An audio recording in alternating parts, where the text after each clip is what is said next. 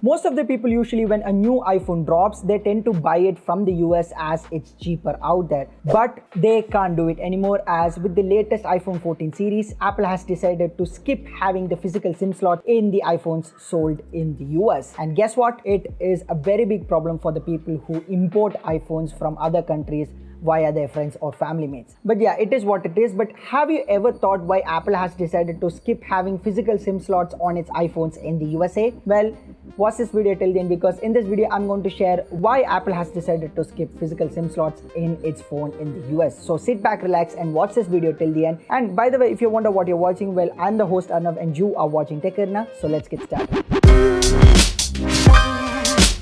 So the iPhone 14 retails for around $719 USD in the US, and that makes it one of the cheapest countries to buy iPhones apart from Hong Kong and any other country. And that's primarily a reason why people have been importing phones from the other countries via their family mates and friends. But with the latest iPhone 14 series, it is something that's very risky because there is no physical SIM slot to it. And as we all know, it is a bad move, but still, when Apple does something to its hardware, the other players tend to copy it in the coming few years, and that is what exactly happened with the headphone jack and the notch on the display and etc and etc. So yes, we can also expect the other manufacturer to copy the non-existence of physical SIM slots in a phone, but that is another story for another day. But right now, let's take a look at why Apple has decided to skip physical SIM slots on its latest iPhone in the US. So as far as the reason goes, I have found 3 different reasons, and the reason number 1 is security.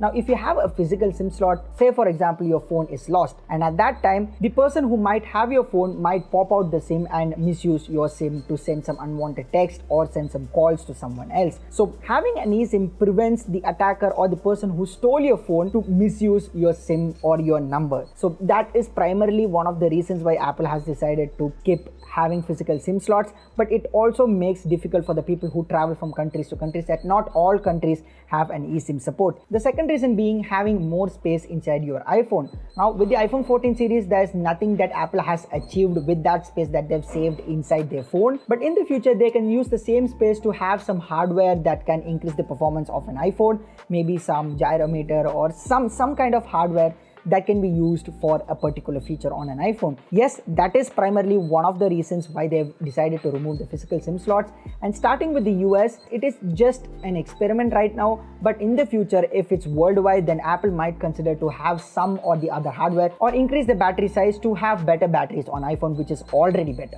The last and final reason on why I think Apple has decided to remove the eSIMs in the US for its iPhones is because it makes it tougher to move from an iPhone to an Android. Yes, it prevents people from switching from iPhone to an Android. Now imagine you have an iPhone with 2 eSIMs. Now you have decided to buy a Pixel or a Samsung flagship, and at that point of time you have to turn one of your eSIMs to a physical SIM to make it support on your Android phone that you are deciding to upgrade. And because of these extra steps, people might not lean towards Android, and that is one of the primary reasons why Apple has decided to keep just eSIMs, so it makes it difficult to move from iOS to Android so easily. So these are pretty much some of the reasons why I think Apple has decided to remove the physical SIM slots and keep the eSIMs in the US. Yes, there might be some other good reasons to it, but these are some of the reasons which I think. Now, as far as copying this particular trend by other players in the market, it is pretty early right now, because even Apple is trying out in the US, just because there are some markets where eSIM isn't available simply. So that is why Apple has limited this thing